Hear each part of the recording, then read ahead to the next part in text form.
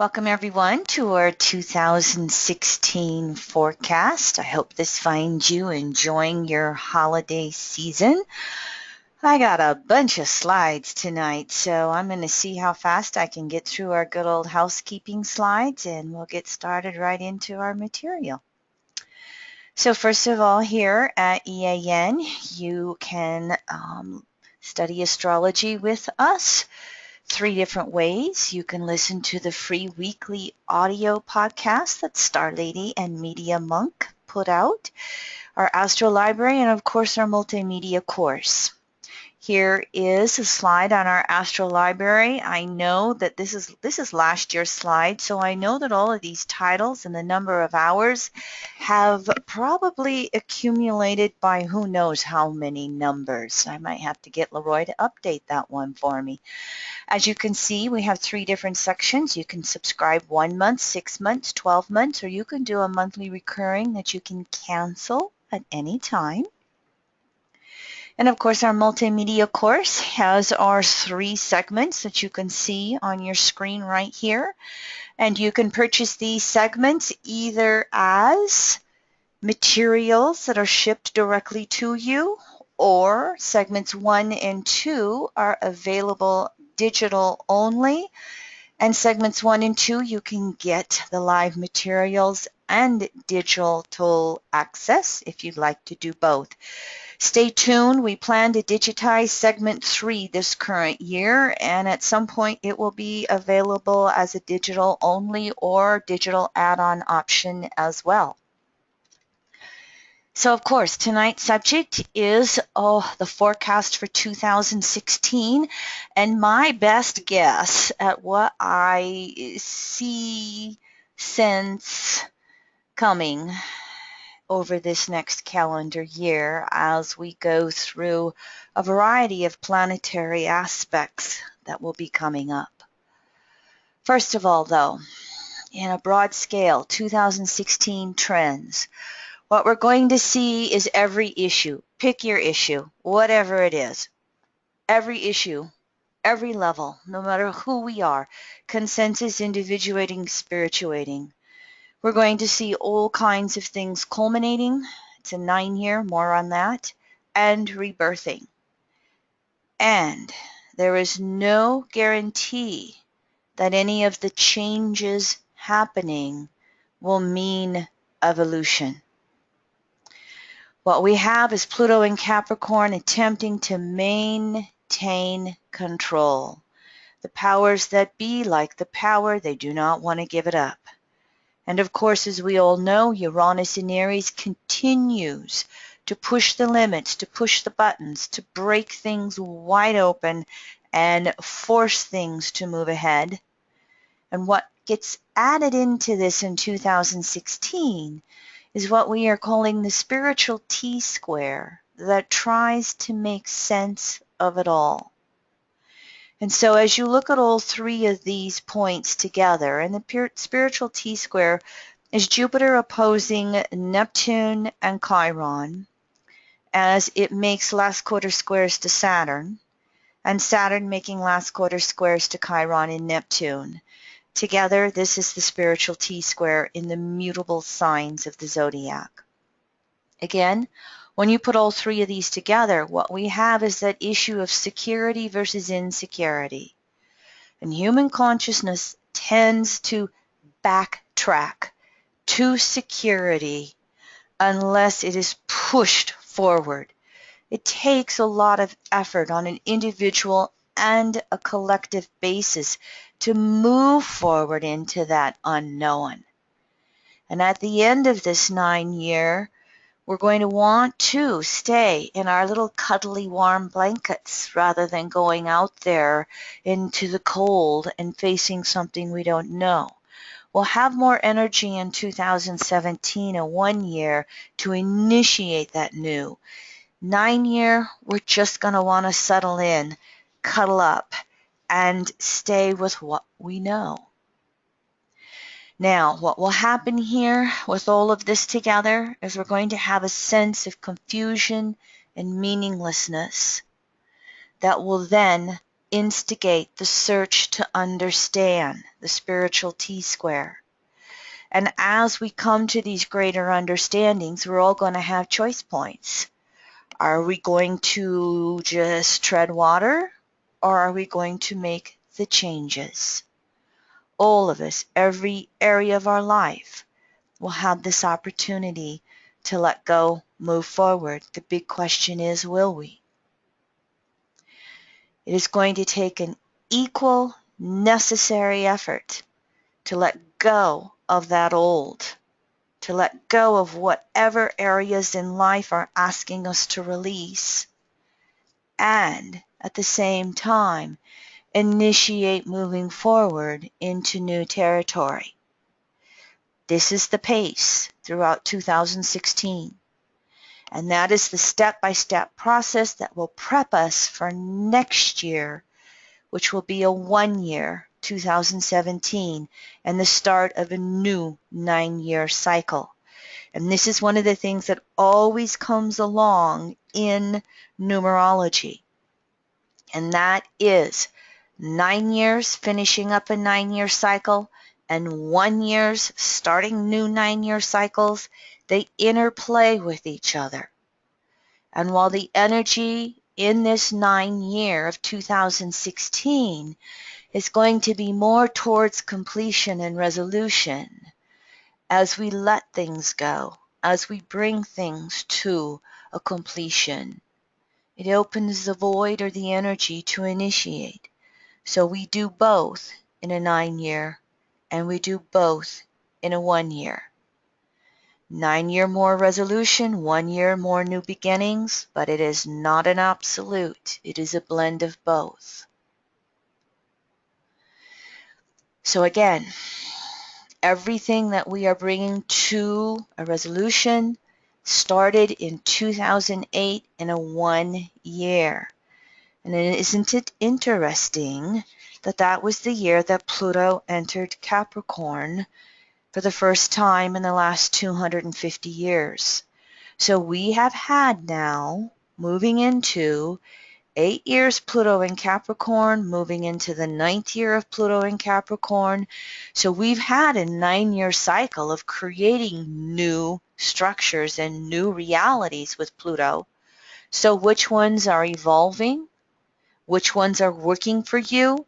And in the 9-year just need a little bit of tweaking to continue on?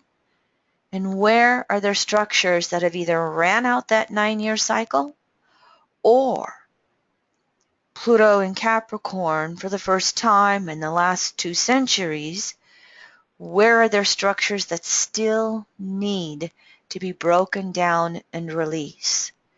So in this 9-year, there's going to be, again, this huge pattern of all kinds of social and cultural structures that need to be released.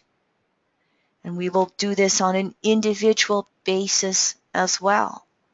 So one of the most practical things you can just ask yourself is, what isn't working in my life? What isn't working in my relationships?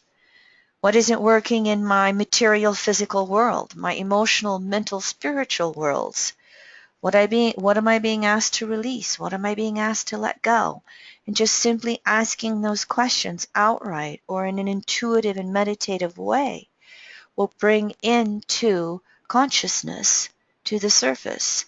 What is your next step in letting go? Now, here are 3 of our most famous numerologist over the last 60, 70 years that I tend to quote all the time. Florence Campbell, she was one of the first authors of numerology.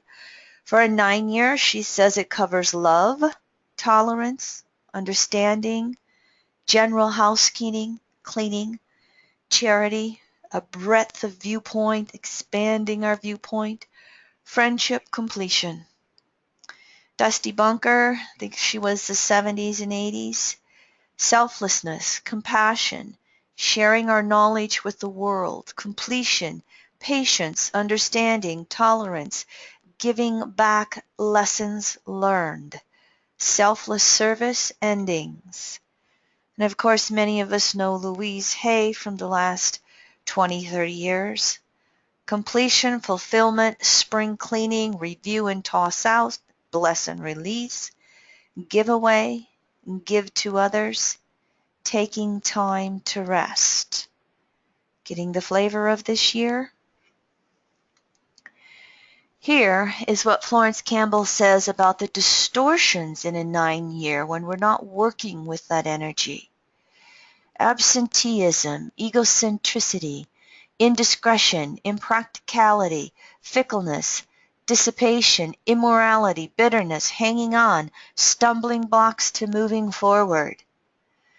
When I read that and put this together, I thought, oh, this so feeds into Chiron and Neptune in Pisces distortions around checking out, around the whole addiction issues, putting our head in the sand, neglect, avoidance of reality, all the fantasy and idealisms we can get into, and just not wanting to have anything to do with that Virgo polarity called reality.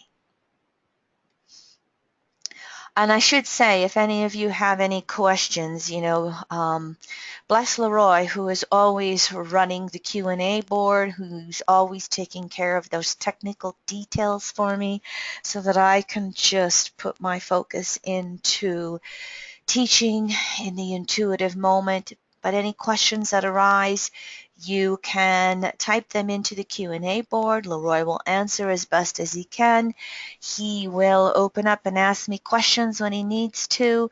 You can also raise your hand if you have yourself mic'd with a USB headset or earbuds to your internet device, and you know how to interact on webinars. You're welcome to ask live phone calls as well. And I'll just leave it to Leroy when to interrupt me. All right, honey? Thank you very much. Here's the chart for January 1st. I always like to draw it up. Of course, any of the charts that you see here on our webinars, most of the time they are always done to 0-degree Aries houses because we're all tuning in from all over the world. So I like to use the generic signs around the zodiac relative to whatever event in time. And of course, I put it to where I physically reside, Rapid City, South Dakota, Mountain Standard Time, 7 hours past Greenwich Mean Time. So if we look at the New Year's chart that's coming January 1st, we have a very active nodal axis that you see here in red. We have 6 squares with 4 trines that you see going on. Saturn making the waning trines to Neptune, Mercury in a mix of waning, waxing trines to Jupiter, North Node, and Moon. And here you can see all of the squares we have going on. Here's this base node of Uranus waxing square Pluto. Here is Saturn making the last quarter squares to Neptune and Chiron. Venus gets involved, last quarter square to Neptune. We have Mercury first quarter squares to Uranus, and we have the Sun involved in a last quarter square to Uranus. So if we look at that ingress into the calendar year as a chart, you can just see how we have all the energy in the second half of the chart, more or less. We have all the tension of the squares. We have a little bit of easing from the trines. But this is a pretty active, hot New Year's chart. And it will counteract all of that 9-year energy of wanting to rest and recoup and release and complete and let go. I think all of this active energy is going to tell us that there will be enough of a push to let go. And if you have any areas of your life where you're in a denial or avoidance of handling what you need to take care of, It's going to be a little hard to go into that south node in Pisces. Let's just check out and avoid it. There's too much energy here pushing us forward. And so every amount of effort that we make day by day, week, month by month, to self-improve, to move ourselves forwards, we can get ahead this year, even though it is a 9-year. There's, again, a lot of energy here that's involving almost, well, we do have every major planetary archetype involved in an aspect here. And we have all the personal planets, Sun, Moon, Mercury, Venus, Mars, involved in these squares and these trines. So individually, collectively, again, lots of energy stirred up, lots of energy moving us forward. So, as I said earlier, let it go, step forward. Let it go, step forward. Whatever area of life you want to look at. Of course, I'm going to start with these Uranus-Pluto squares. They are still the strongest energy that we have going on planet Earth. We are past these 7 waxing squares that took place between 8 to 16 degrees Aries Capricorn between 2012-2015. And what happened after March, mid-March, when we had the last of those waxing squares? We have Uranus now 90 degrees past. It is in that first quarter yang phase to Pluto. And everything that has been building up is busting loose. In other words, everything from these squares from the beginning of the decade is breaking free, busting loose. Now, this square is going to remain within a 10-degree orb through 2018. And as Uranus went direct Christmas Day 2015, it was 1.5 degrees past Pluto, and it will remain in that 1 to 2 degree orb past Pluto through the first 3 months of this year. And then towards the end of next year, it'll back up and it'll be within a 3 to 4 degree orb, late 2016, early 17. So as we look at the tail end of 2015, beginning of 16, it's as tight as it's going to be here throughout the rest of the decade. We all know what's been happening around planet Earth in regards to human beings being cruel and mean to each other. We also know what's been happening here in the United States. Thank you, international listeners, for allowing me to use the U.S. as an example many times. You know what's been happening here in our U.S. presidential elections. Civility has went out the door. How well can we attack personally? We aren't even talking issues in this country, barely touching issues other than polarizing sound bites. So you can see the tension, the unrest, the busting out that's coming here through these waxing squares. They're not going away. And these notes are from last year, right here. Uranus is going to continue to uproot the Pluto Capricorn structures. The new is still unknown, unproven. Change seems to be speeding up, and it doesn't matter. Social, gender, racial, financial, religious, climate.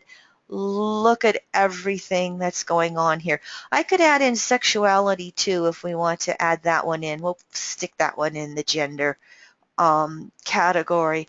But all of these categories seem to be uprooted. Some of them we can see the progress we've been making moving forward.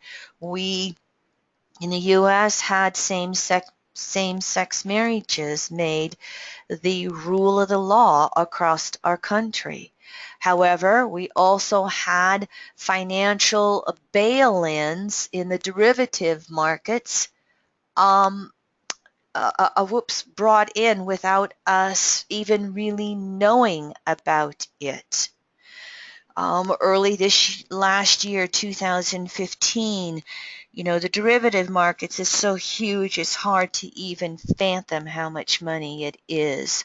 Just the oil derivatives alone equal the U.S. debt. And we weaken the financial laws to whereby instead of bailing it out, we now bail in. Get your money out of too big to fail banks. Support your local community banks and credit unions. Move your money if you have not already. One of these years coming along, and I don't know if it will wait until the time period where Neptune opposes natal Neptune in the U.S. chart and squares natal Mars in the U.S. chart. I'll show you this chart later on in the broadcast. That's always historically been stock market crashes. We are a few years away from that, but anything can happen between now and then. We've already had the bail-in starting to take place in Italy. We just are not seeing it in the news here in the United States. I've left this one in from last year too because I thought it was so appropriate. Not only just on what's happening with Black lives and police in the United States, but I think that this sign will cover justice in many different areas. Stay tuned. We'll see more of this. The United States Supreme Court is poised to answer a lot of major issues this year. The healthcare, Obamacare is not going away. There's a lot of other areas where they're trying backdoor to the Supreme Court on that. The Supreme Court is going to be deciding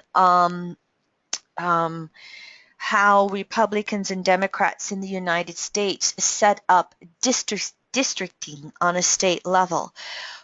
For example, this year in my tiny little state, South Dakota, which by the way was the first state in the Union to create the initiative and referendum process about 100 years ago, we have a statewide ballot that we'll vote on next November 2016, a constitutional amendment to our state constitution on the legislative redistricting happening by an independent body that is neither Republican nor Democrat.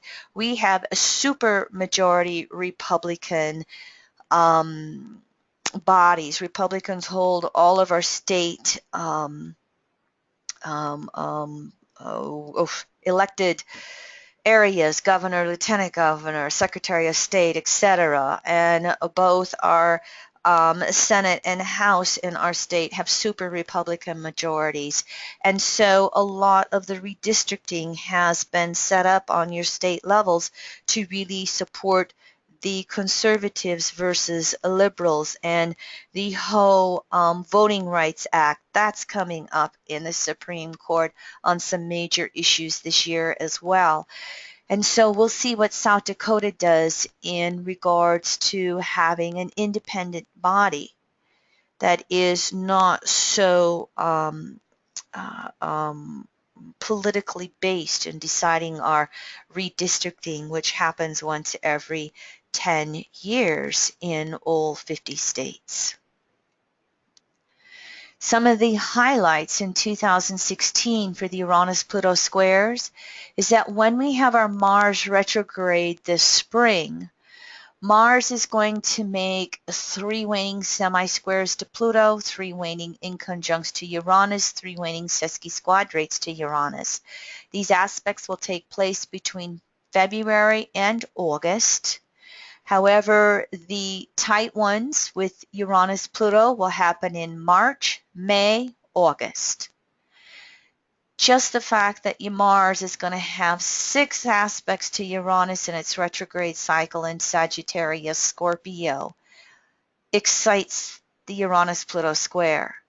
When we had Paris and the San Bernardino shootings here in the last month, we had Mars in Libra making a T-square to Uranus-Pluto.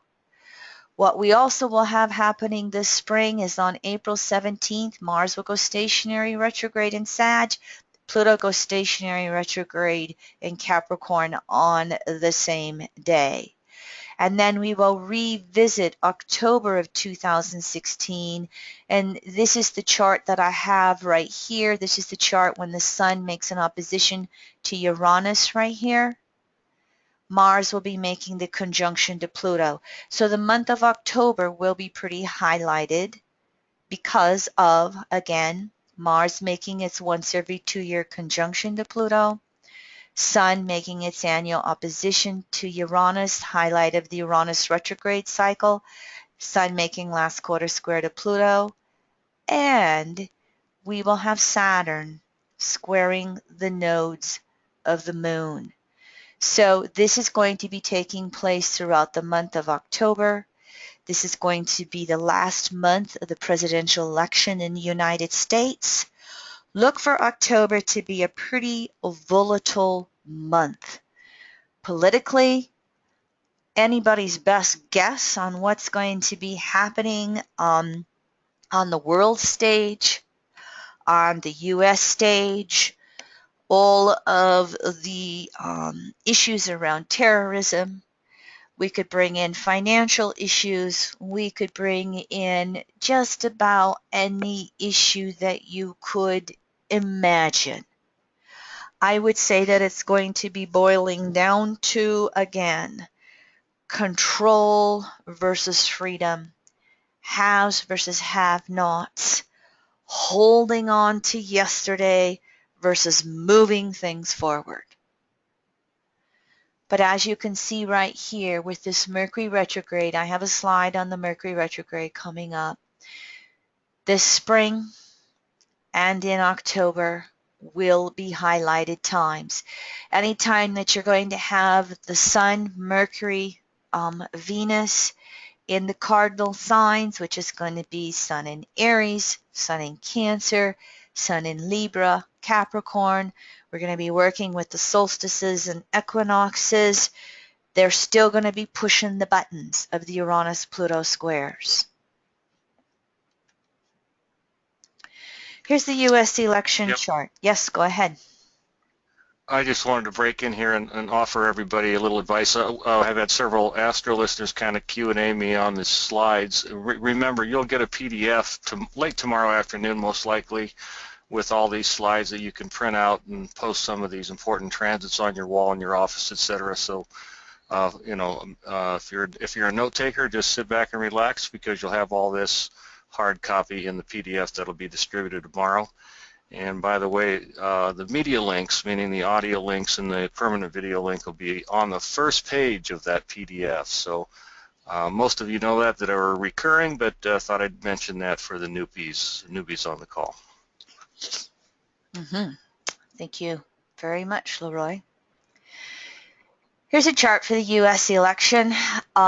Just wanted to throw that in there, talking about this excitability with Uranus, Pluto in October. I drew the chart up for when the polls open in the U.S. through Washington, D.C., and put the local ascendant midheaven in. As you can see here, we have a Neptune-Chiron conjunction around the South Node in the 4th house. The 4th house has a tendency to be, it's moon-ruled, so it's the public. The moon's going to be in Aquarius, which is where the U.S. chart of the moon is, regardless of the house system you use. We're either, how I put it is, it doesn't matter, one side or the other is going to feel disillusioned from the election. Stay tuned. I think that it all is going to depend upon the get out the vote with minorities, because if everybody shows up to vote, we will have a Democratic president. If we don't have a get out to vote, we could have a Republican president. Scorpio rising, the Sun Mercury right here, it will show that, again, U.S. elections on a national level always come with Sun and Scorpio. And so there's always the power struggles. There's many times always that changing of the guard going on. And we'll still have Saturn in orb of squaring the nodes with all of that, so that spiritual T-square in some way or another, even though Jupiter will have moved on by then, it's still within its orb of action as well. Again, no big in-depth thing on the US election chart. Just want to draw it up for you so that you can see it. I do have this chart as a bi-wheel with the major US candidates later on here, for us to look at in regards to some of their birth charts as we move on. Um, I will say that with Saturn square these nodes and coming through that month before with October, there's going to be a lot of truth versus lies going on in this election. And it can almost boil down to who can tell the bigger lie. So, the insecurity of change creates choice. Pluto in Capricorn is always going to want to cling to the past and tradition. Uranus in Aries is going to want to become a part of the change. And there will always be those that will float in the middle with apathy or choose the winning side. And the degree of change is always going to depend upon the degree of involvement. And this is true whether it is a political election in any country right now. It's true no matter what the social issue is. We are facing these middle degrees of Pluto and Capricorn, and we're starting to realize more and more where the structures are no longer sustainable. Again, no matter what issue is going on, look at the change we've just had going on with climate change.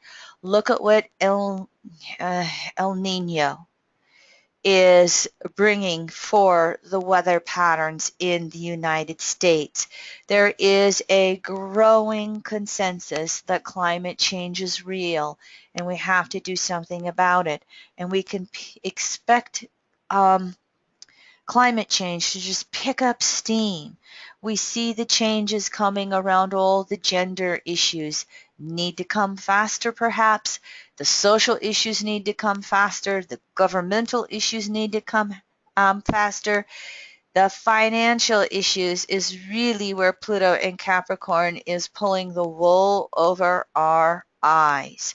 Again, for those of you who've not heard me speak on public versus private banking, go to our website, look at, you can go to section 3 of the Astral Library and look at my lectures on time and money, past, present, and future that I did a couple of years ago, laying the basic groundwork for that. There are still major changes to come in the financial areas. I won't belabor them. You can find the information elsewhere. You can email us if you don't know, if you can't find it easily enough on our website. Regardless of the issue, the larger the structure, the slower the change, and then the more radical the change when it comes. Before Pluto leaves Capricorn, we will have enough people lose their hard-earned cash in the world to bail-ins, and it will make the front page sooner or later because we have private central banking, we have private monetary policies that are not sustainable. So Uranus in Aries is going to be trying many new directions until these new structures can be supported. Uranus is in the second half of the zodiac. It is tipping into the final third of its transit through Aries. So this means that some of these new structures are going to start to gain momentum and medium. but Pluto in Capricorn still has a fair amount of resistance. Look for these again, second half, the rest of this decade, beginning of next decade.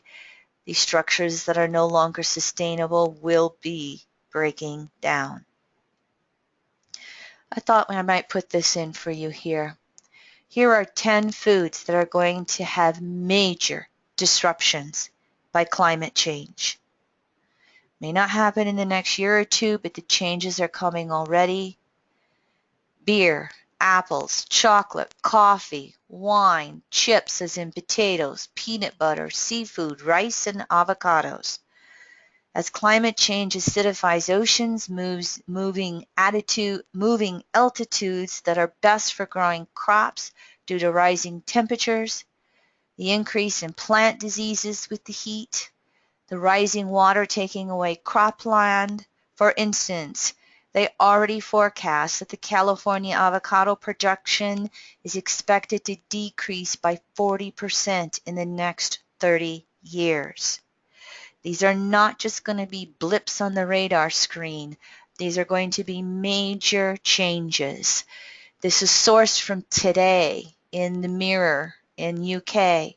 And you can go to this website, you can search for the 10 foods, and you can search for the articles that back up each of these 10 foods and showing the major disruptions that will come from this. The polarity points. The polarity point of Uranus in Aries is Libra. Are we going to go for the fairness and equality, the unity and diversity, the giving and sharing, or are we going to go to the extremism and inequalities and continue to think that we can just have war all over the planet without any consequences? The polarity of Pluto in Capricorn is Cancer. This is family, community, tribe, inner security. This is the grassroots uprising that has to happen to really make these movements take place. What drives you? What excites you? How can you be a part of the grassroots uprisings? The distortions are going into exclusion, racism, the haves versus the have-nots, and of course, the emotional disturbances. You could even say Uranus in Libra, the mental disturbances that creates all the extremism that we see with one more wounded soul picking up a gun. The various examples of how you can see this going on. In the U.S., the political leaders, what they say, I think it's factcheck.org, checked out every comment Donald Trump made in 2015, and 70% of the time it was a lie or a distortion of the truth. This is when you take Uranus, Pluto in those signs, when you take the polarity points and distort them. So, enough of that. We know that base note's still going. The Uranus-Pluto upsets will be mitigated this year by attempting to understand what it all means through what we call the spiritual T-square. Now, Jupiter already had one opposition to Neptune, late 2015, where our opposing beliefs, conscious beliefs Jupiter, unconscious beliefs Neptune, both internal and external, assimilating broader understandings of those opposing beliefs, or denial, polarities, and not wanting to change, my way or the highway, taking all the extremisms from that. Because there was just one aspect, it could have slipped under the radar. So it will be noticed more through Jupiter's oppositions to Chiron. Chiron's in Pisces, Neptune sign, so it bleeds Neptune into that. And so again, bleeding into, adding on to the Neptune opposing beliefs to broader understandings or denial. We're either going to be healing wounds or re-imprinting them. and we can have denial of responsibility. Famous example is the U.S. going over and starting the wars in Afghanistan and then Iraq, destabilizing the area, pulling out, having all the refugee crises that we see coming on as Syria, which borders Iraq, also becomes unstabilized. And all the wounding that is being imprinted because of the denial of responsibility here. And then having that holier than thou, you must take an oath to be a Christian before you can come into the U.S. as a refugee. Here's examples of the extremism. The examples of it on an evolving basis is really being able to hold that unity and diversity of the belief systems. To understand we have a role of responsibility in what happened over there, and we have a role in bringing about the solutions. We will also have Jupiter then making these last quarter squares to Saturn. There'll be 3 of those. And this is that 20-year cycle, Jupiter-Saturn. The last conjunction was there was one conjunction in 2000, May of 2000 at 23 degrees Taurus. And so here's 3/4 of the way around. We have created as much as we can from that last conjunction. And we are in that process of whatever is no longer socially or culturally supportable on a structural basis is breaking down. So all kinds of social structures in general are breaking down. Some of these structures are not immediately replaced. At the last quarter square, new structures can come in, but sometimes they're hard to keep up. So filtered into this 9-year, what do you need to let go of? What do you need to initiate? And the back and forth energy that's going to go here in all kinds of areas. Another example of this is how the Voting Right Act that came in at the last Uranus-Pluto conjunction in the 1960s has been torn away by the Supreme Court over the last 2 years. And there's more of those voting rights issues making its way to the Supreme Court, some of them in backhanded ways, that are still trying to tear down the voting rights. So here's a social structure being broken down in a distorted way. Are we going to continue to destroy voting rights? Or will we recognize that and work to bring them back in an even greater way compared to, say, other countries who make the national election day a national holiday? No one has to work. They make it a mandatory thing that you are automatically registered to vote. 90% of the people in Denmark vote in national elections. We are lucky in the US to get somewhere around what? 60% of our voters that are registered to vote? Sometimes 70. If you include everybody who is over 18 to vote, we're pathetic in the US. Just another example in that area that we can see coming up here. This spiritual T-square involving Saturn will have Saturn making 3 last quarter squares to Neptune. So again, the beliefs that uphold our social structures are breaking down. 9-year, and then just human consciousness in general, tendency to cling to the past for security reasons, or deepening our understanding of life that must be giving an individual application into society. How am I a functioning person in society? Am I just after my next material gadget that allows me to think that I'm okay? Just look at the whole issue of social media and our smartphones compared to Saturn, Neptune. How many of us have our head in the sand when we were sitting around the table with our holiday activities that have been taking place, checking out versus being present? Saturn will also be making 3 last quarter squares to Chiron.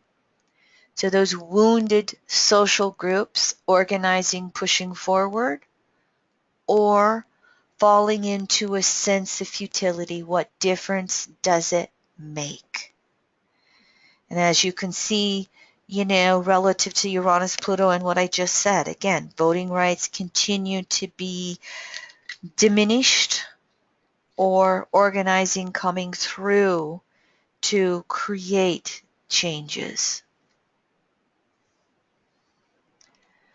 Here's the summer solstice chart that I would like to bring up because it is a great example of looking at when the spiritual T-square will be its most active, and this will then involve Mercury flitting through for a few days around the summer solstice, activating a mutable grand cross. As you can see here, Jupiter around this time will be making its conjunction to the North Node. We will have a full moon in late degrees Gemini Sag before we have that summer solstice come through. But this is an energy that will carry the spiritual T-square, Jupiter's oppositions to Chiron, Neptune, last quarter squares to Saturn, Saturn last quarter squares to Chiron, Neptune. They're going to be taking place all throughout most of 2016. They bleed into the end of 2015, early 2017. This is a big backdrop for a 9-year. What does it all mean? How do I make sense of it all? How are my beliefs evolving over whatever issue is in my world on a personal basis, from, intimacy with the Mars retrograde to all of the geopolitical issues I've been mentioning right here. Look for all kinds of religious and spiritual issues to start making it in the news. Look for climate change, the mutable signs, Gemini, Virgo, Sag, Pisces, relate to natural spiritual laws and principles. And those are the archetypes for climate change, and recognizing all of the interrelationships with all kinds of other species that are going on. Leroy and I, in the last 2 weeks, watched I think it was a documentary. We watched a TV special on racing extinction. Go Google that on YouTube.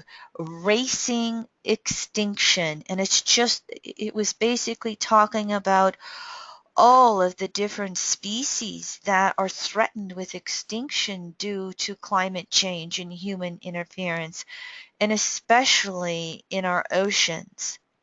And the documentary, what was its hashtag was just one thing. If everybody on Earth would do just one thing, and what a major mass difference it could make. For instance, paraphrasing here, don't take my facts as gospel, but it talked about meatless Mondays, and if everybody on planet Earth went meatless on a Monday, it is the equivalent in energy to I think it was 7 million cars on planet Earth not being driven Just for addressing a year. just addressing the methane gas issue that's of animals, cattle particularly here in the United States and many other countries that add to global warming and climate and then hence climate change. I was really surprised about that, and of course, they're also denoting in that piece, in that documentary, Racing to Extinction, I think is what it was entitled, about the melting permafrost in the Arctic Circle is also unleashing a tremendous amount of methane that is also, again, just accelerating what we have come to know as climate change on the planet.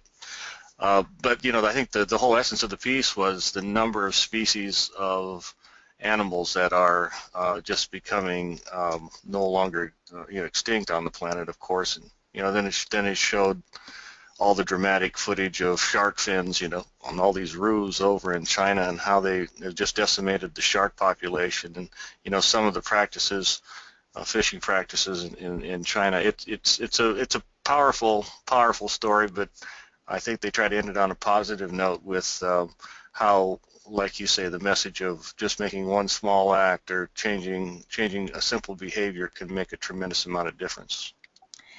And it reminds me, as I'm listening to you, Leroy, the new documentary out by Michael Moore, Where to Invade Next. The whole Mm-hmm. documentary is Michael Moore, who is a U.S. filmmaker, kind of controversial because an extreme liberalist. But the whole movie is going to Europe, going to other places outside the U.S., and looking at all the good, positive ideas of collective things we can do to support people and humanity. Some of them socialist ideas, democratic ideas, and how he says most of these ideas are American ideas that were exported in other countries, took those ideas and ran And with them adopted them. Yeah, and sure. adopted them. And here in the United States, they just fiddled into nothing. So again, the whole thing of what I'm calling the spiritual T-square, the mutable signs, their adaptability, their change, their evolution, this mutable quadrant rules natural spiritual laws and principles. And for this to be taking place in 2016, which is a 9 year, which is a spiritualizing year. They Um, really, you could really see with Saturn, with Jupiter, Neptune, of course, it's both of these cycles. Jupiter, yeah. Neptune, Saturn, square Neptune, they address the divide between what I would call all this faith and optimism on the one hand, but Saturn square Neptune, you have a certain amount of skepticism and pessimism on the other. So, you have, even though inspiration is a part of both of these cycles, I think what we're really talking here is, with these documentaries, et cetera, is inspiration can be a part of both cycles, but the question is whether these visions, Neptune, can be grounded to any kind of practical reality that's sustainable, And or will it really improve anything? yes, yes, that's exactly it. So we're going to see both going on. We're going to see those distortions of checking out, but we're going to Mm-hmm. see those major spiritual recognitions of our interrelatedness with all species and all countries, the crossroads of what we do about it. And again, this Jupiter North Node conjunction, what effort are you making? What are you Right. doing individually and collectively? This is a collective broadcast, let's face it. We're talking about macro cycles here. 2015-16, with this configuration, it could be a time of a lot of unfounded hopes, ultimate disappointments in many of these collective arenas, just because of this square, and unbridled optimism all at the same time. Hmm. It's going to go both directions, and it's up to the free will and human choice as to the distortions or moving forward. Now, here's a listing of all. Did you have something else, Leroy? Oh, I just wanted to point out, this cycle with Jupiter Saturn did start in Taurus, like you say, late degrees Taurus, and of Mhm. course that denotes a certain amount of pragmatism, and let's just face it, ever since the year 2000, our economic cycles of boom and bust have been anything but pragmatic and controlled Taurus. So let's just say that we haven't really done a very good job of learning our lessons. So that's why I made the statement about the fact that maybe in these collective areas of economics, et cetera, there could be more boom, more bust than boom, perhaps, and certainly a lot of disappointments along the way. Oh, well, I'm looking to Uranus, Pluto to spur us forward because when we need to, we can be, we have that survival instinct. All species do. Now, here's that list from the Spiritual T-Square that I had just mentioned a few slides ago. Here's the exact dates in a chronological order for you, showing you the different aspects via color. So you've got this as a resource to look at some of these dates that are going on for you. I do break these down more in the slides, more just as some starting points for you rather than long talking points, because we could be forever on these. Yeah, you have a lot of slides. You'll get this slide again in the PDF, so no worries about trying to copy any of this down out there. Yes, and when you look at future webinars, one of the changes for those of you who've been with me with public webinars over the last 2 years, I have been doing all of the outer planets separate webinars on retrograde classes. I'm not going to do an annual webinar on Chiron, Uranus, Neptune, Pluto retrograde. They're slow enough moving that it's too repetitious. But I will do annual webinars on Jupiter retrograde and Saturn retrograde. So look for those classes to be coming up here this first quarter, and I'll go into some more detail of some of the long-range forecasting with these planets, in addition to some of these aspects that I'm just going to bullet point here over the next few slides for you. So, for instance, here, Jupiter and Saturn are pretty active in 2016, okay? Remember last year, 2015, Saturn made 3 waning semi-squares to Pluto. Saturn went balsamic phase to Pluto. Now it's going to have 1 semi-sextile to Pluto in November. And then again, they're going to have a conjunction, a 33-year cycle in 2020, one time at about 23 Capricorn. So we do have this 1 semi-sextile. It is going to come 2 days after the U.S. presidential election. So one of these parties, Republicans or Democrats, are going to feel a huge letdown in their reality structures. In the big, broad consensus of things, the Republicans have got to evolve and become more multicultural and universal. But it's not guaranteed that the Democrats will win the election again. It will depend upon the get out the vote. And I'm already talking to all my young bloods. Leroy and I have a son and a niece and nephews. We have 4 young adults in the 20s, early 20s in our life, and I am already preaching to them that they better be registered to vote, and they better be talking to all their friends to vote if they want to have any future. Aunt Kimmy is just pretty, let's say my Scorpio directness is showing out with them, but I'm trying to temper myself when I talk to them. But I'm like, if you guys don't vote, you are going to hear from me, blah, blah, blah, blah, blah. Continuing breakdown of reality regardless for planet Earth on all levels.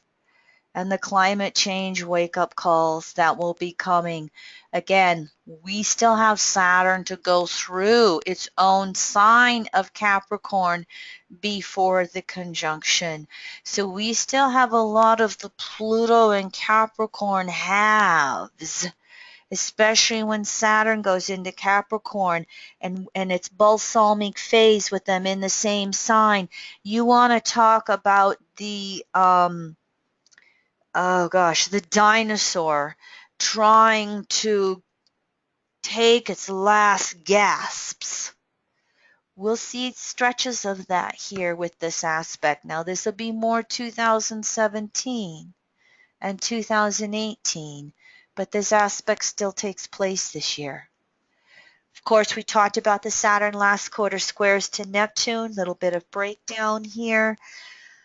Loss of the deeper meanings to societal frameworks, roles in society no longer working as before, belief system structures must adapt or fail, and of course, climate change demanding a role in how society functions. Individually, life loses meaning, must be reevaluated.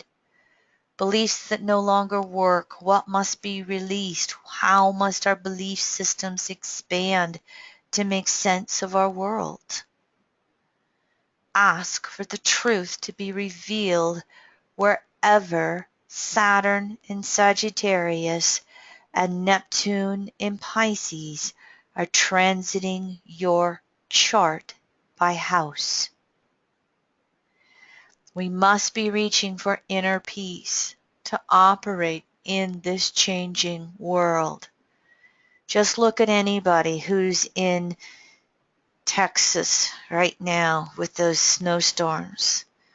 Look at how Missouri, where the Missouri River, which dissects South Dakota east and west, look at how the Missouri River is feeding into the Mississippi, and they are breaking flood records with the merger of El Nino and the beginnings of climate change.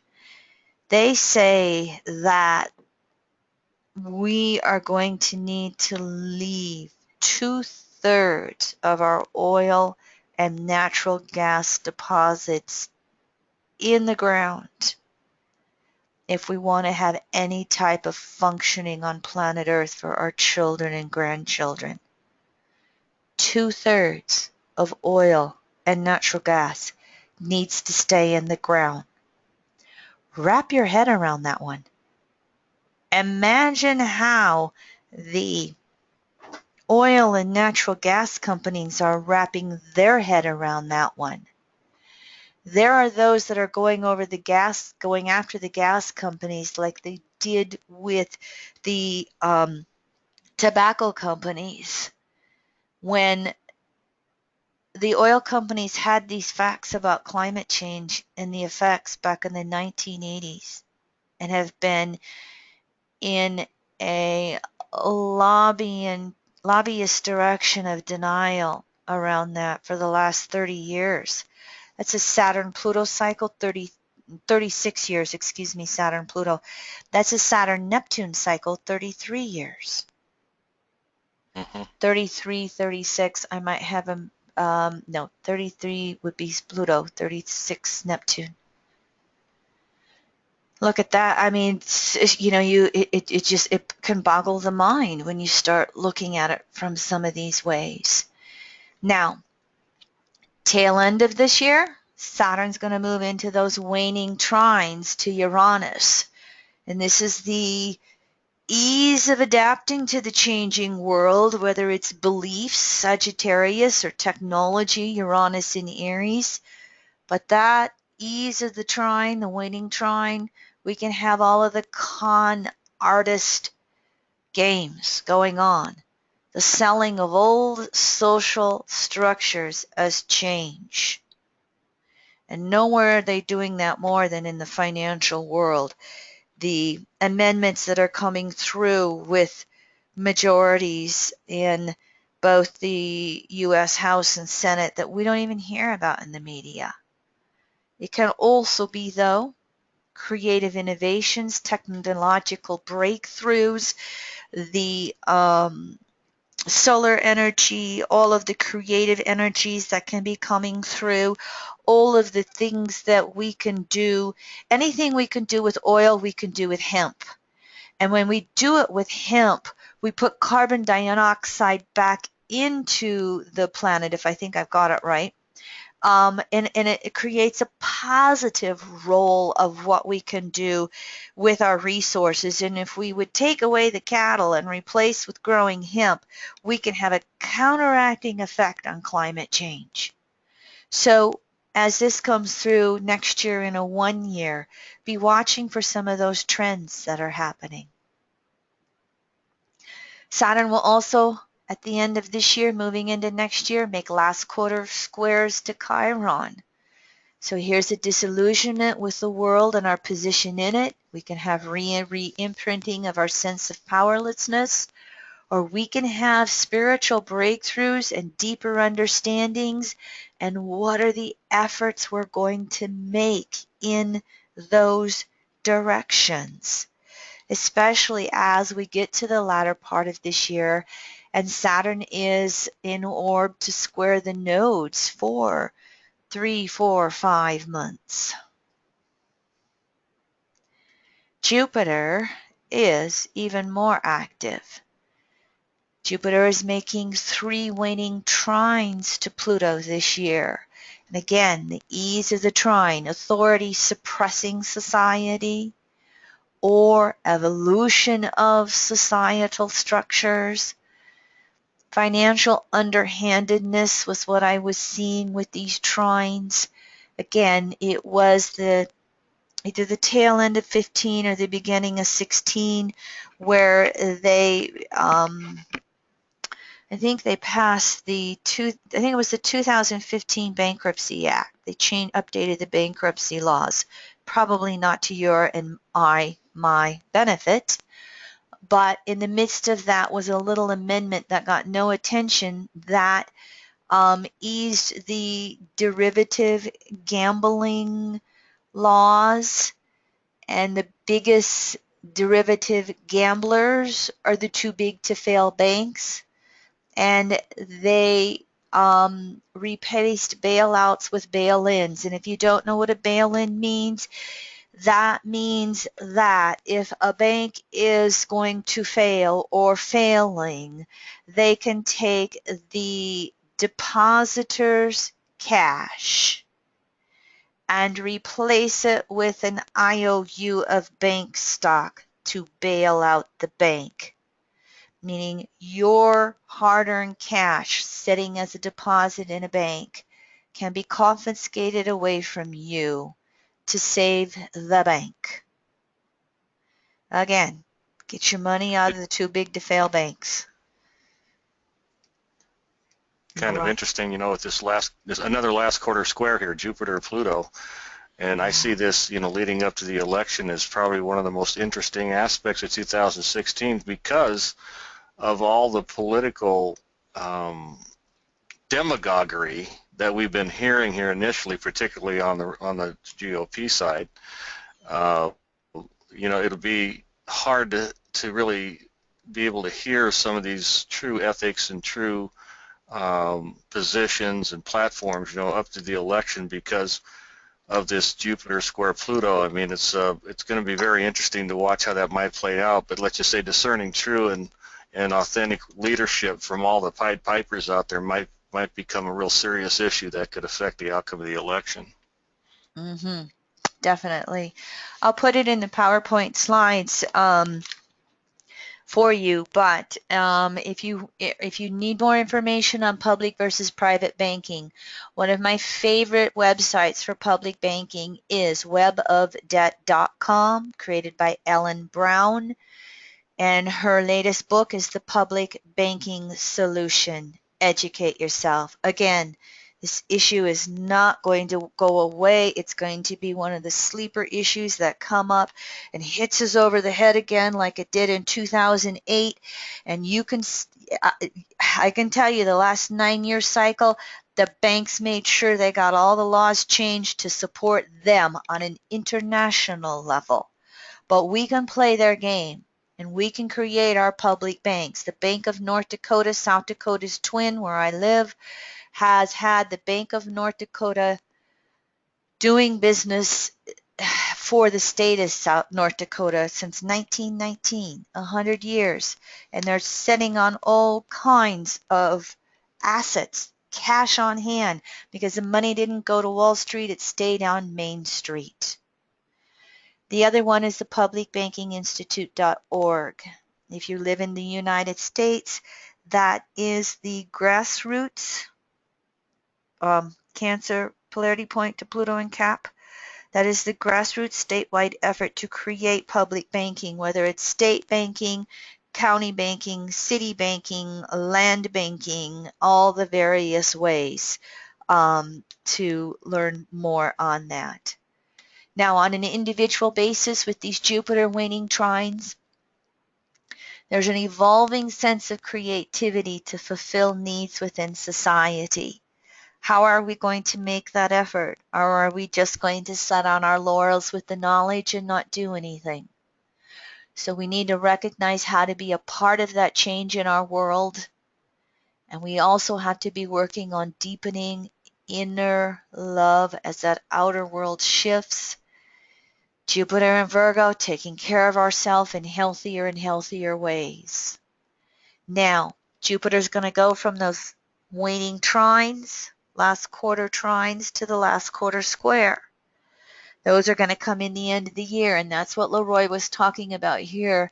These Jupiter aspects to Pluto, it's going to be hard to know what's truth and what is the lie, what's just the sales job. And so we're going to have some crises of evolving our relationships on planet Earth with all kinds of other species. We're going to have, again, that climate change effect is just, it will not be leaving the news either. This one's already in the news, finally, to the point that our politicians will play catch up, preferably before the election is done. But what is our relationship to other species? The refugee crises here will continue to make the news with these aspects. And of course, there is a distinct possibility for a financial crisis. Jupiter in Jupiter ruling resources and money. And Jupiter in Libra to Pluto in Capricorn, the haves versus the have-nots. Jupiter at the end of the year will be moving into 3, waning in conjuncts with Neptune. So here's going to be the disagreement amongst our belief systems or buying into someone else's beliefs, Jupiter and Libra, or trying to convert them into your beliefs. And what we really need is real, honest discussions around the diversity of belief systems and how do we all get along. In the United States, we have a multiplicity of belief systems. This country was founded on religious freedom, and here we are, almost 250 years later, doing the exact same thing we left England for. And of course, there can still be financial crises. Waning in conjuncts are outer crises around monetary policy and control. What we do have going on this year, Jupiter's waxing in conjuncts to Uranus. The societal adjustments to the inequalities, the health crises that are taking place, how they are continuing to attack the healthcare laws in the US, probably other countries too with Pluto in Capricorn. We can have technology going haywire, all the hacking we see, the dollar crises, the monetary crises again. We can sometimes feel overwhelmed with some of the changes taking place in the world. How can I do anything? What can I do about it? I'm just one person. So, on an individual basis, there is a desire and freedom to get ahead, Uranus in Aries, that must be balanced with service to the larger whole, Jupiter in Virgo. We have to make that effort to keep up with technology or be left behind. We must find inner peace with the world changes. And as we're running into these crises, we've got to keep searching for natural law, Jupiter in Virgo, and how do I apply it in my world. And the other thing that will come up the end of this year is Jupiter's going to make 3 oppositions to Uranus. Here's the possibility for some truths to come out relative to Jupiter's last quarter squares to Pluto that will be taking place end of 16 through all of 2017. Here, it just boils down to me versus you. Polarities and standoffs versus new coalitions. And again, the refugee crises will be in the news, war, climate change, more technological upsets and breakthroughs. How do we balance it all? You know, I really don't see Donald Trump getting voted in as president. I do think a majority of Americans are smart enough to get past him. But here he is in the news wanting to control the internet and shut it down in Syria. How does one country have the right to tell another country what to do in any area? So you can see that, expect those types of things.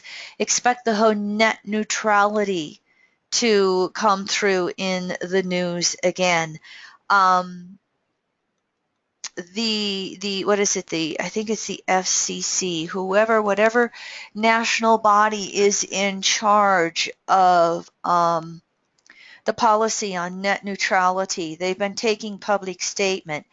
It is by far Net neutrality is by far the issue that it has had more public comments than any communications issue that came before it, and 99% of the public comments are for net neutrality.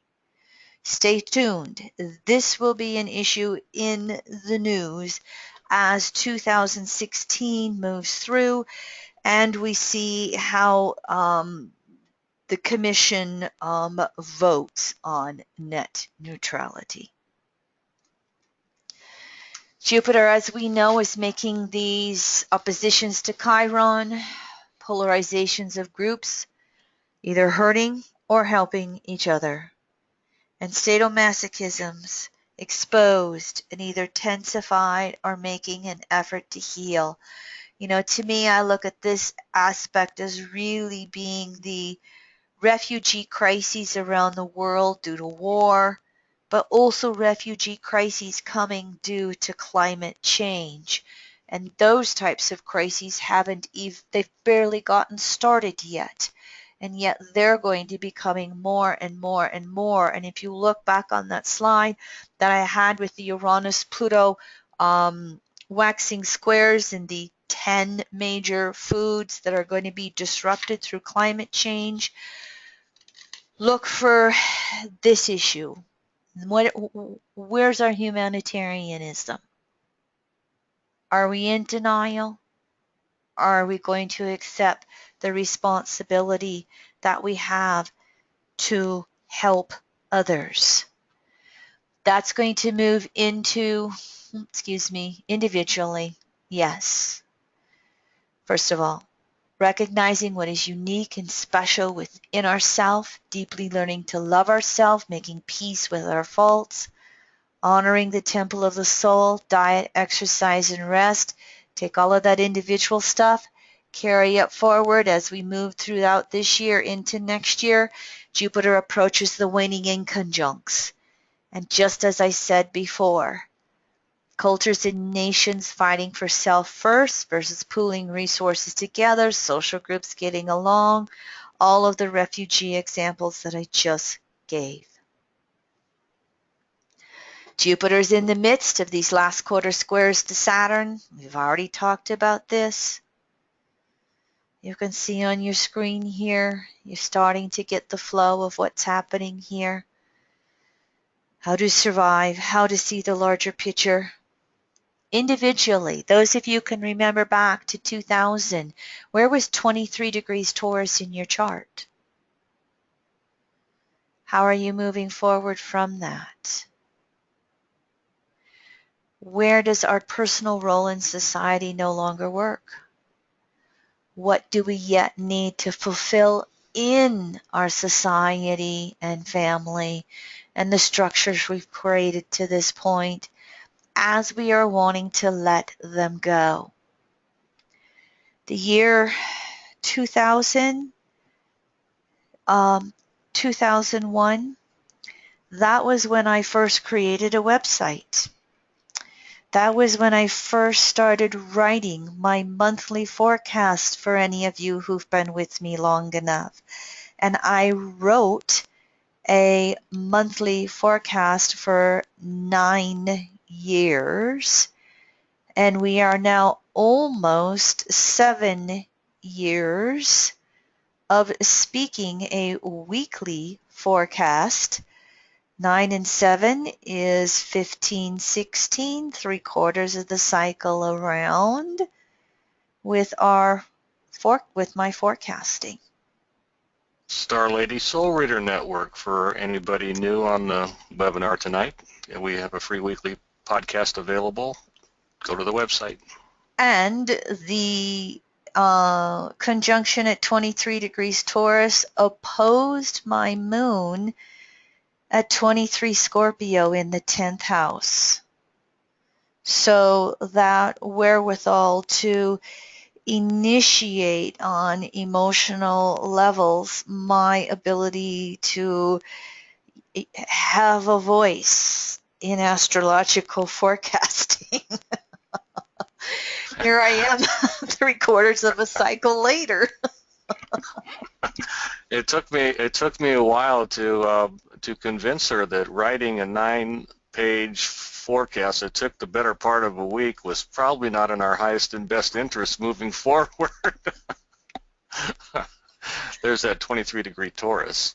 Yes, and there was an entire 9-year numerological cycle approaching that. The Jupiter, Saturn, probably waxing in conjuncts, approaching opposition, 9-year, 10-year, and what a relief it was to switch from writing to speaking, and I'm getting ready to write again in 2016, although it will be a different way. I'm not gonna write forecasts so much anymore, maybe a little.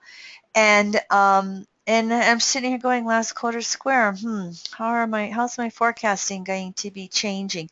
I would just say in general, it's having some changes on our website. If you look at the fact that I launched my first astrology website in 2000, and we're now the 3rd generation of a completely new website from that, and we have changes that we're getting ready to make in the background of that. So Yeah, I guess it is coming through.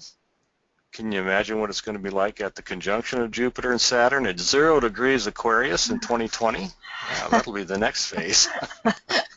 I can't quite sense that one yet. I'll have to ponder that one a little bit. Looking forward.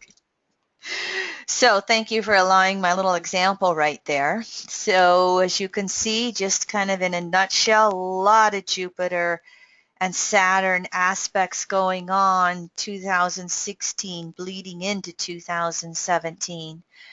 The Mars retrograde this year is going to be April 17th again, same day Pluto goes retrograde at 17.5 Capricorn. Mars is retrograde April 17th to June 29th. Mars goes retrograde at 8 degrees Sag, 54 minutes. It goes stationary direct at 23 degrees Scorpio, 3 minutes. Highlight of the Mars retrograde is the opposition to the Sun, May 22nd. 1 degree Sun, Mars in Sag, Sun in Gemini, 47 minutes. In other words, we're going to have a desires. Mars is conscious desires. It's the leading edge of the desire nature. We're going to have a desire and action review on beliefs, Sag, and intimacy, Scorpio. It's going to be about considered actions and sharing power versus self-focus, selfishness, righteousness, power games. We will see commitment choice points, freedom issues. More on that, I will do a Mars retrograde webinar. But here's the aspects. Mars waning semi-square to Pluto, just like Saturn did last year. Mars waning in conjunct to Uranus. Mars waning sesqui-squadrates to Uranus, just like Saturn did last year. So here's Mars following in Saturn's footsteps, and Mars waning trines to Chiron. There'll be 3 of these each. I consider Mars retrograde to be the most frustrating planetary retrograde. 2.5 months, once every 2 years, and this is going to be exacerbated by two Mars-Uranus aspects, inconjuncts, sesquisquadrates, waning, outer changes, 6 Mars-Uranus aspects in this upcoming retrograde next spring. It will also be emphasized because Uranus is in Mars sign Aries. So again, stay tuned. I'll have a Mars retrograde aspect coming up early April to go into more details on this and how the inner planets will relate to this, because whenever Mars has a retrograde, there's always 1 to 3 oppositions with Venus. There's always an opposition with Mercury. Chances are, we got a Mercury retrograde coming up here in Taurus, so we'll have a Mercury retrograde going on in the midst of Mars being retrograde. We'll have a Mercury retrograde completely contained during Mars retrograde. We have 4 Mercury retrogrades in 2016. You can see the dates here. The number in parentheses is the number of days that Mercury is retrograde. Lucky here, the when it's retrograde in Taurus and Mars is retrograde in Scorpio, a long Mercury retrograde. Here's the signs down here that you can see the different retrograde cycles. So we're having some transitioning from air to earth, and then 2017 retrograde cycles in fire signs. So this year, Mercury is going to be in earth signs half of the year with these retrograde cycles. So there's going to be, we will be consumed with resources, earth.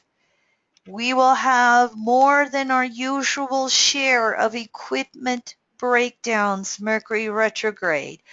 Cars, phones, computers, whatever those technological devices are, because it is the manifestations, it's Earth. You could see more hackings going on with Mercury retrogrades in the Earth signs. What we are going to need to do is have communication slowdowns, Earth, taking the time to listen and process, applying a methodological, process to life's issues in general. Now, at this point, I can tell you we do, every time we have Mercury retrograde, we do a free podcast. January 4th.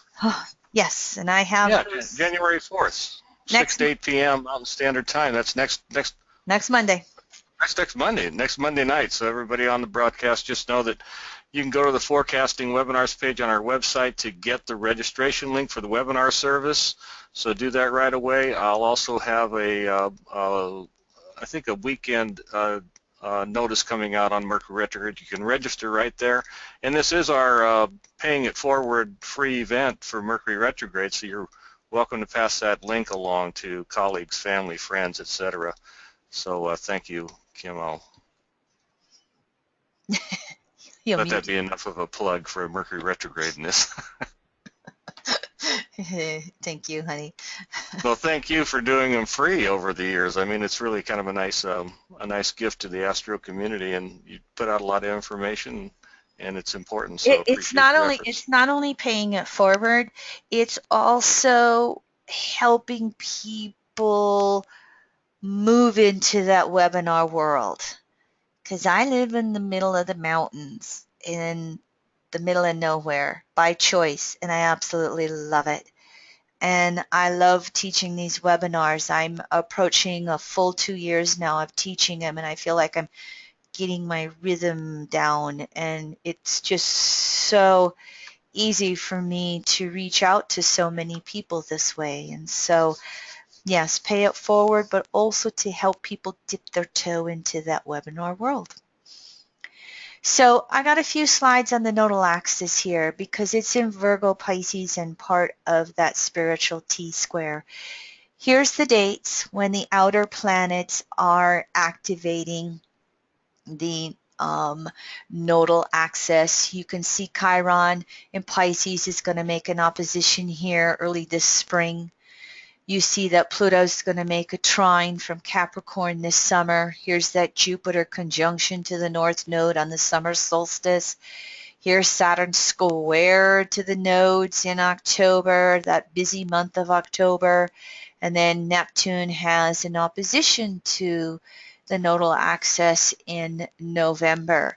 So these these four are all in that spiritual T-square, activating that nodal axis in Virgo Pisces. So there's an emphasis again.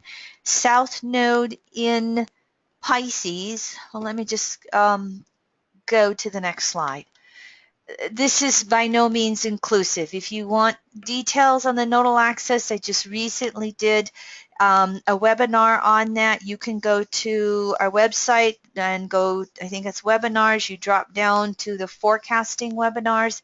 That's where you'll find the details on the nodal axis in Virgo Pisces. The dates, November 11th, 2015 through May 9th, 2017. South Node in Pisces on the broadest level.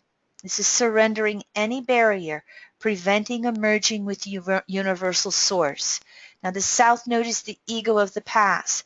So what we're having, the barriers we're having to surrender are all the old emotions and all the ways that our ego is emotionally tied into securities, tied into the old desires. We are having to surrender. I will, my will, divine will. So we have to recognize those old desires that no longer serve our soul or ego, those that are not achievable by personal will only, Pisces being divine will. And we have to let go and surrender those fantasies and illusions that are not in touch with Virgo reality. They're either not achievable in this moment in space and time, or they're not achievable in this lifetime, or they're not highest and best for our soul. So there's that letting go. I will, my will, divine will. What tends to happen for us, though, is there's this egoic fear of losing control. It's as simple as Pisces, South Node in Pisces is. And so this then leads us to re-imprint old cycles of sadomasochism or victimization. Now, we have the potential to release these old cycles of victimization and to reconnect with source energy, especially on more and more natural levels. That's the intent. But if we get triggered into fears with all of these aspects in the spiritual T-square, or the insecurities of Uranus waxing square Pluto, we can want to cling to all of that old energy. Now, we will have a South Node eclipse season in the spring of this year, and this is when that South Node of Pisces will be most triggered. This is where we will work on these issues from the past. We will have a total solar eclipse, 19 Pisces, March 8th. You can see it's not going to be visible in a very wide area. And we will have a penumbral, I think it's called, lunar eclipse in Aries Libra, March 23rd. And here's where will be visible moonrise and moonset. Now, just to remind you, a penumbral lunar eclipse. When we have the Earth between the sun and the moon, it's a full moon, and this is how lunar eclipses are created. So that sunlight coming to Earth, if it's a total lunar eclipse, it's in here, the umbra, okay? And it turns red because the sunlight coming through the Earth's atmosphere filters all the particles and turns the moon red.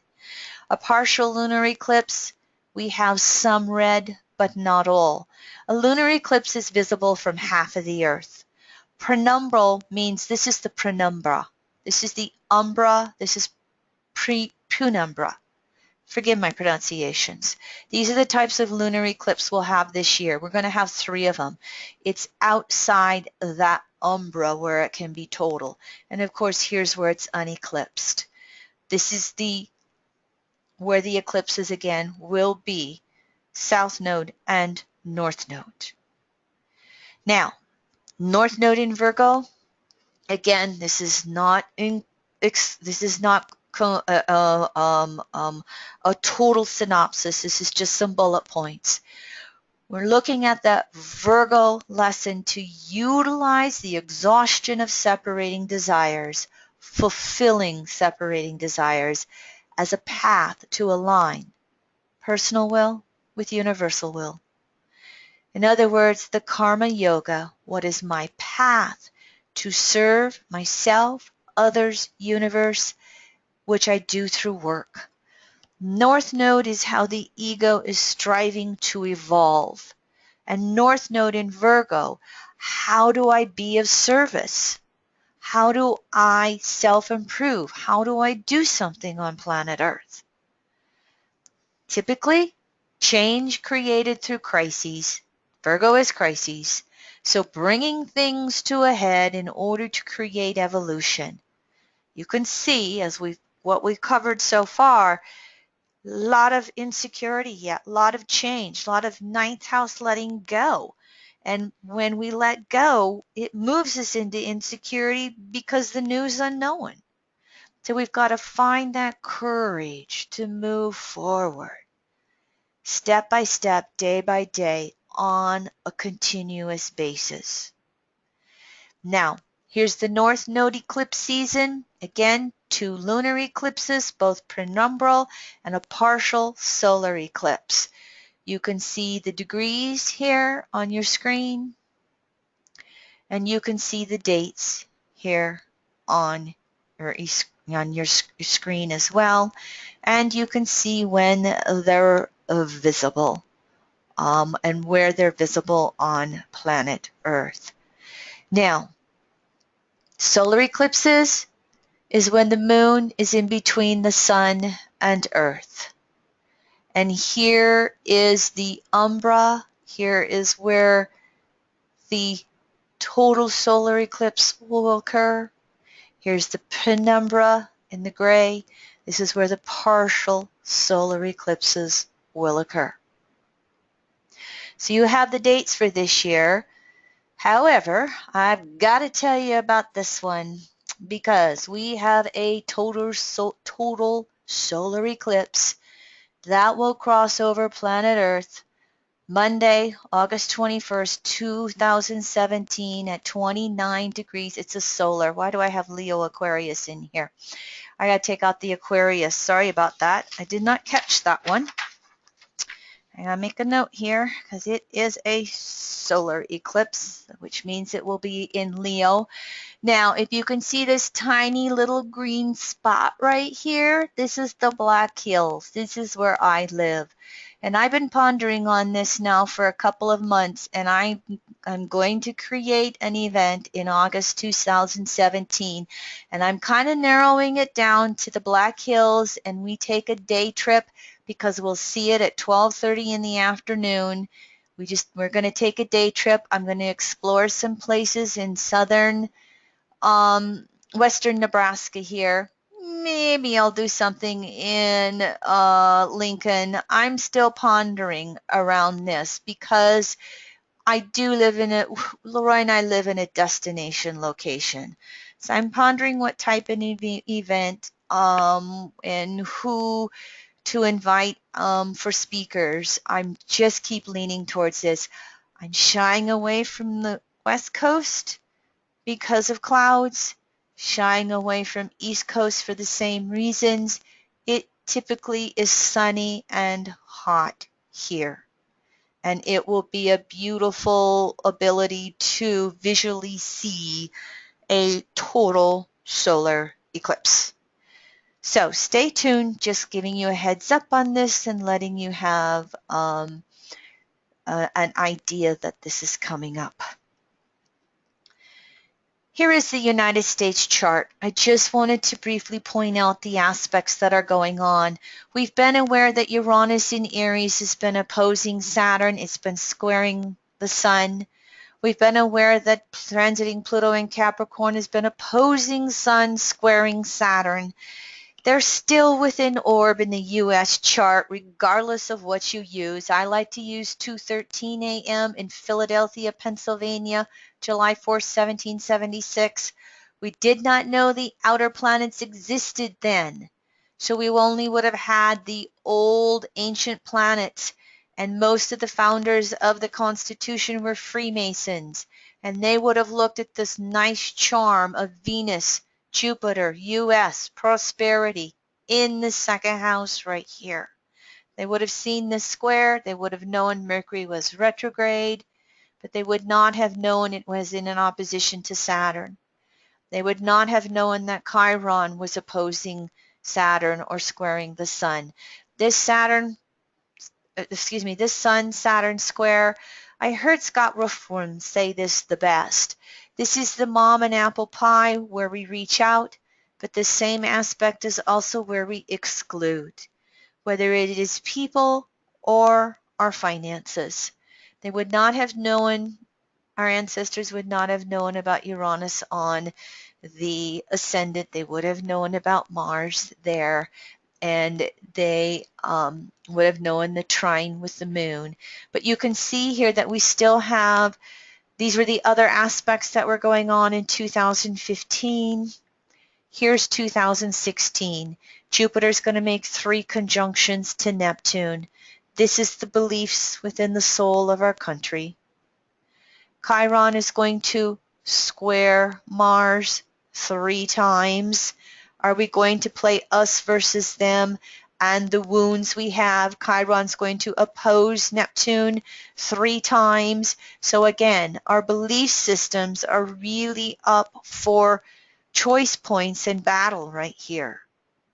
And in the research of Robert Gover, who is no longer in body, his research showed that whenever we had outer planets aspecting the Mars-Neptune square, we would have financial crises, including stock market crashes.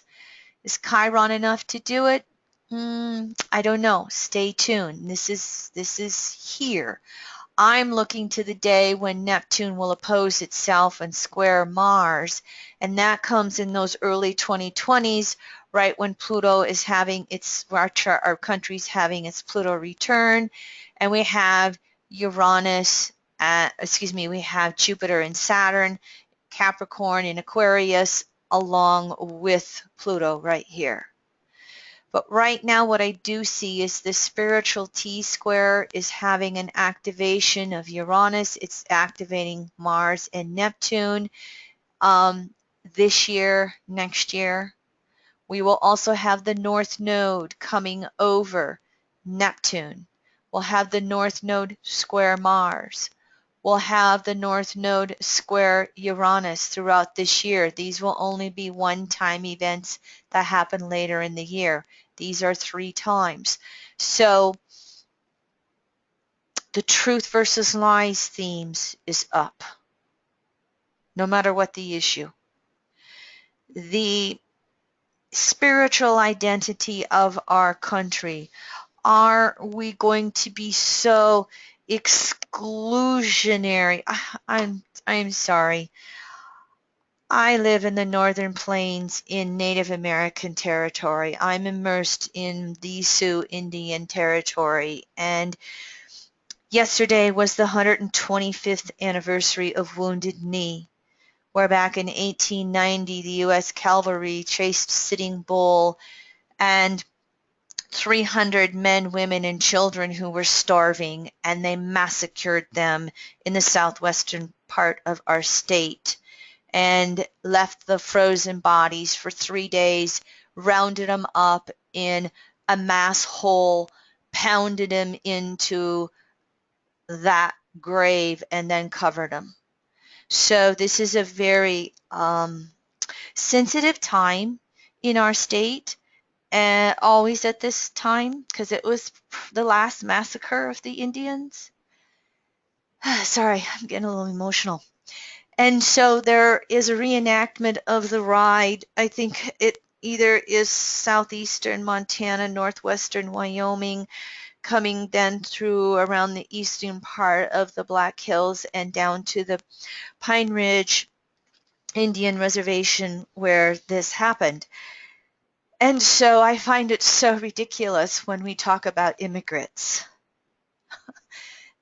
Excuse me, but there's not an Anglo-Saxon American who's not an immigrant. And to say the things that we say nowadays is so ridiculous by our US politicians.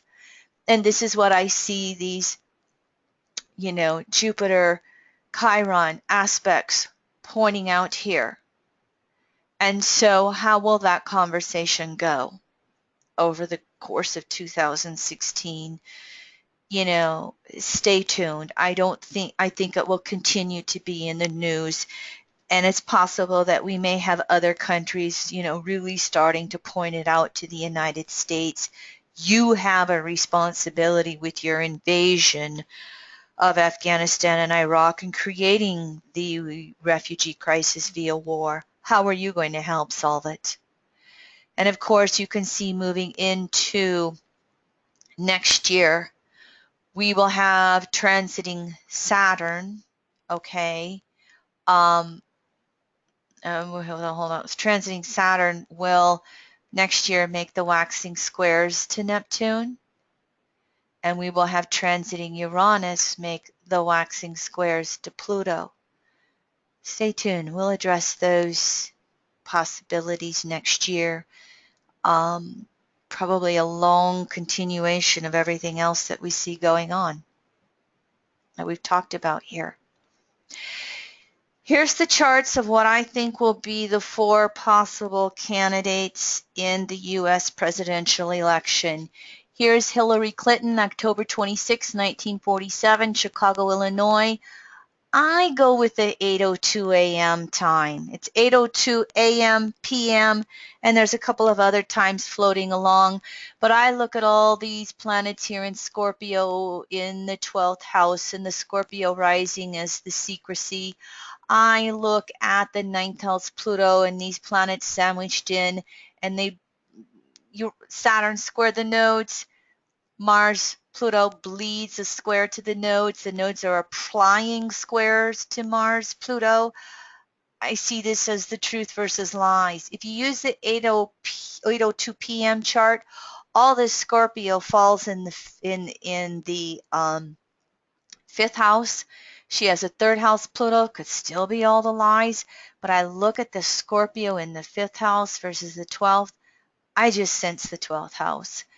She has the election sun on her Venus at 16 Scorpio.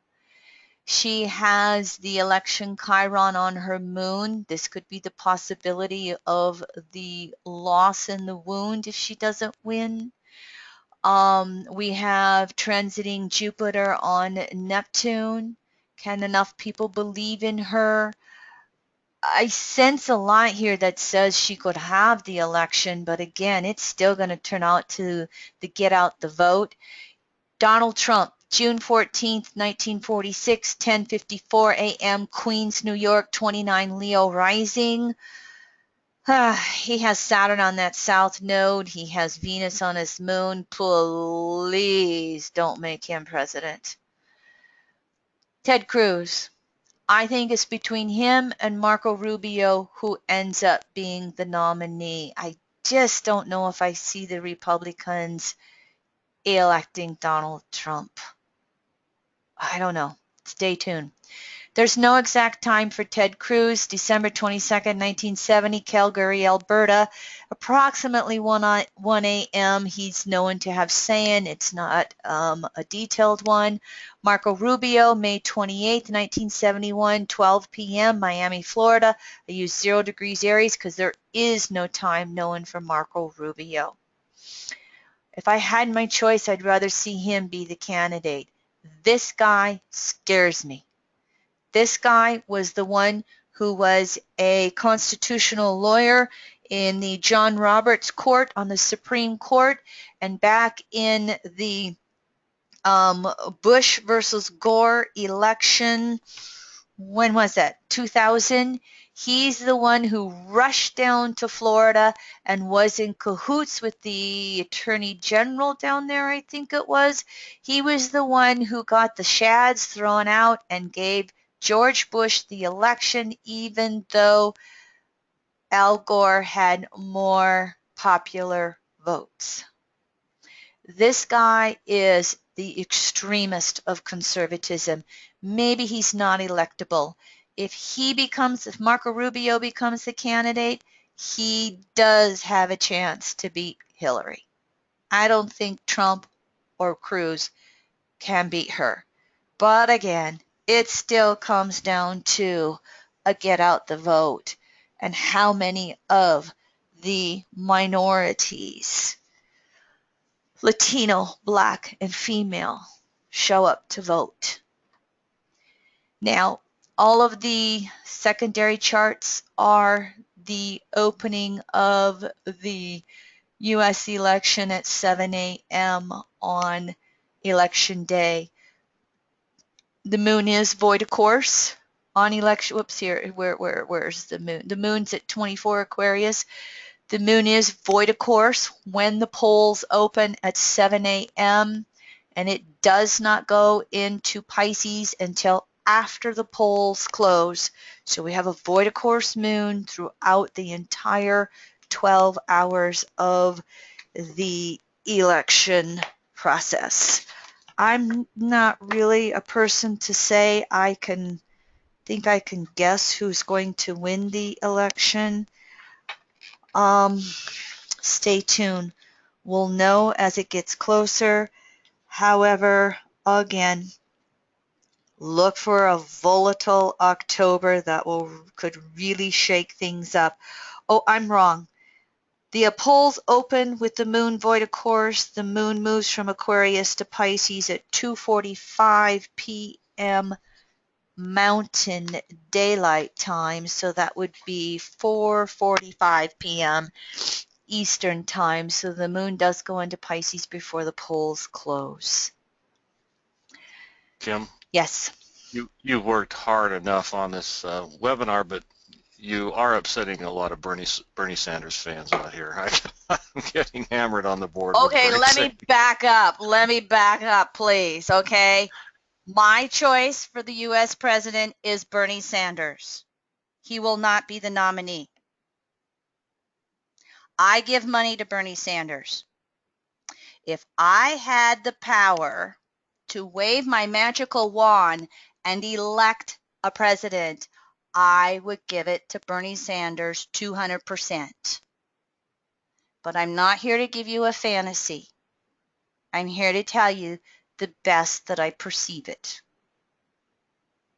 Okay? Kim Ray did not. You did not. You feel the burn, but you do not. Yes. And you bought the burn, but you didn't Yes. make the cut for the webinar. Yes, and I am one of these people who give to Bernie Sanders. I put my money where my mouth is. I contribute to his campaign. And I want Bernie Sanders to just push it to the left as far as he can. But I have to give you my best perception of what I see coming forth. Not to put you on the spot, honey, but did you happen to generate his chart? I can give you Bernie Sanders chart. I'll tell you what I'll do. I will create an extra chart. I don't have it. I will, and Yeah. we'll put it in here. Yeah. I'll put Bernie Sanders chart in here for you guys with the buy wheel. I mean, you've got some grassroots Bernie people chiming in here, and we appreciate all the responses, everyone. Hey, if the people showing up on this call are not 90% for Bernie Sanders,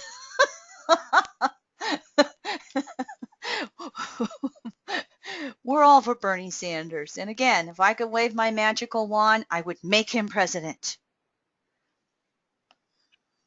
But I also need a lot of grassroots uprising here in this country to bring across the principles that Bernie Sanders speak for, because I'm probably 95% agree with Bernie Sanders on every issue. The only issue I may not agree with is gun control. All right, everybody, calm down, I hope. So, here's 2016. Letting go, let it go. Searching for deeper meaning everywhere.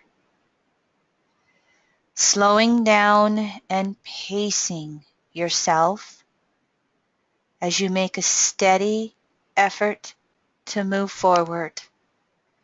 And moving forward is how much coalition building can you do as you accept complete and utter self-responsibility for you.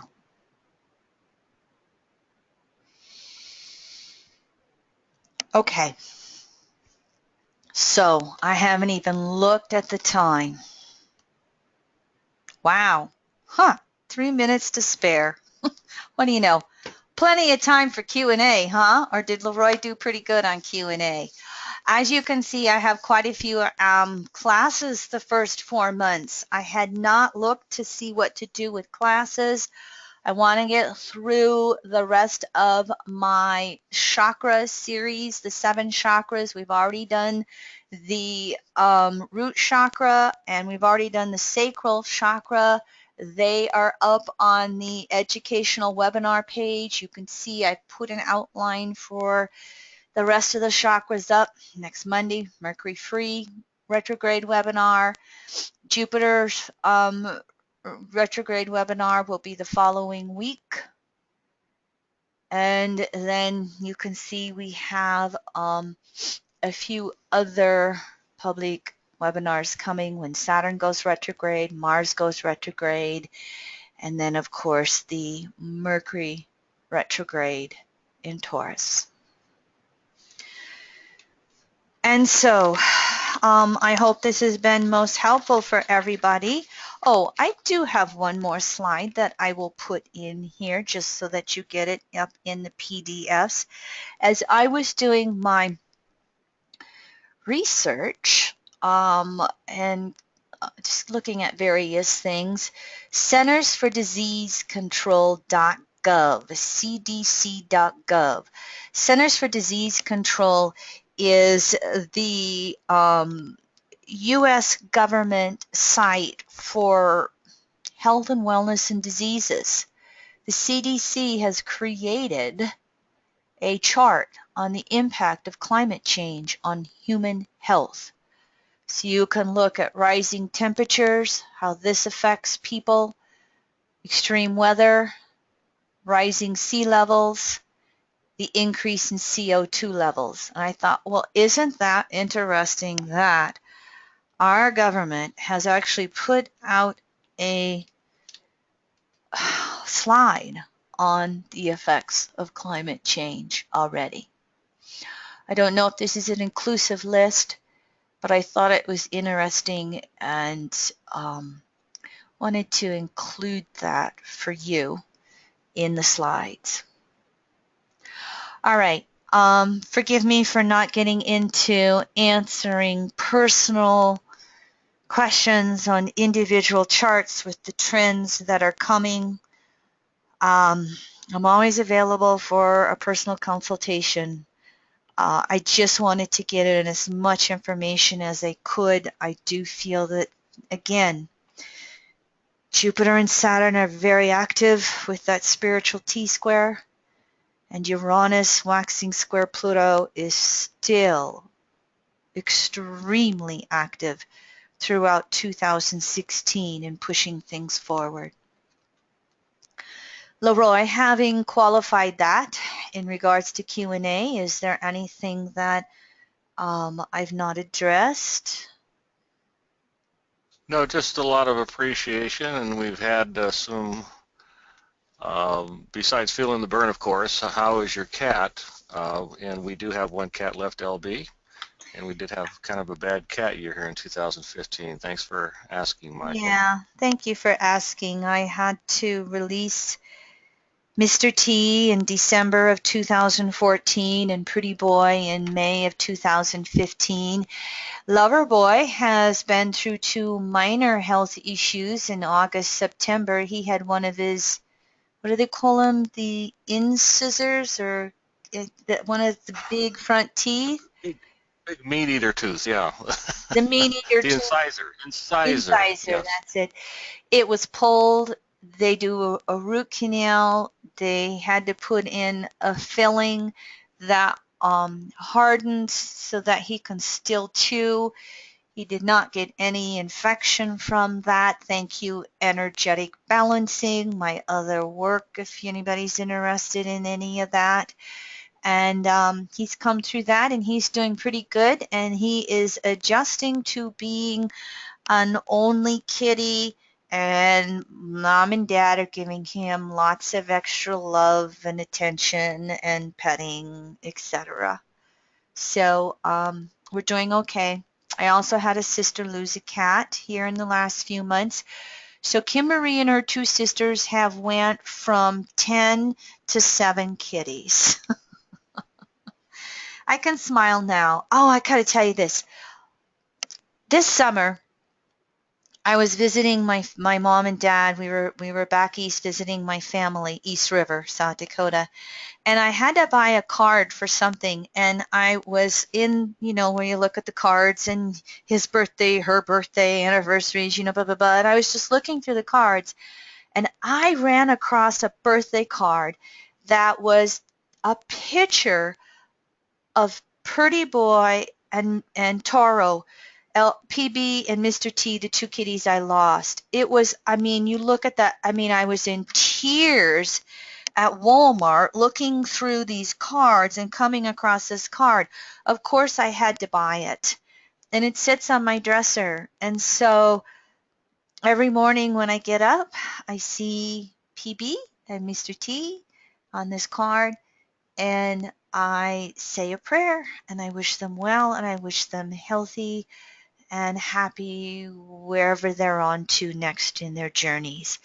And so it was so remarkable when I ran into that card. I showed it to my sister, OMG. I showed it to my mom, OMG. Everybody in my family immediately saw those were my two kitties, our two kitties. And so that was a very sweet little gift for me this summer after Pretty Boy had crossed over. Any other questions or comments? No, honey, you're good to close.